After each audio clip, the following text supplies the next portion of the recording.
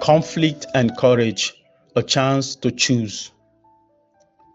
But of the tree of the knowledge of good and evil thou shalt not eat of it, for in the day that thou eatest thereof thou shalt surely die. Genesis 2:17. Our first parents, though created innocent and holy, were not placed beyond the possibility of wrongdoing. They were to enjoy communion with God and with holy angels. But before they could be rendered eternally secure, their loyalty must be tested.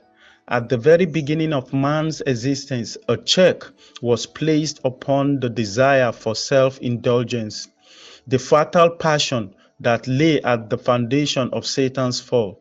The tree of knowledge, which stood near the tree of life in the midst of the garden, was to be a test of the obedience, faith, and love of our first parents. While permitted to eat freely of every other tree, they were forbidden to taste of this on pain of death. They were also to be exposed to the temptation of Satan. But if they endured the trial, they will finally be placed beyond his power to enjoy perpetual favor with God. God might have created man without the power to transgress his law. He might have withheld the hand of Adam from touching the forbidden fruit, but in that case, man would have been not a free moral agent, but a mere automaton. Without freedom of choice, his obedience would not have been voluntary but forced.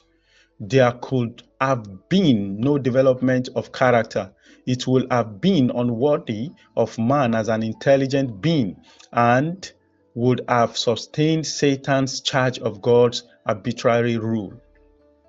God made man upright. He gave him noble traits of character with no bias toward evil.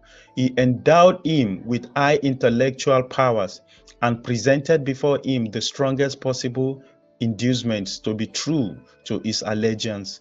Obedience, perfect and perpetual, was the condition of eternal happiness.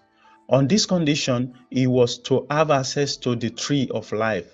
So long as they remained loyal to the divine law, their capacity to know, to enjoy, and to love will continually increase.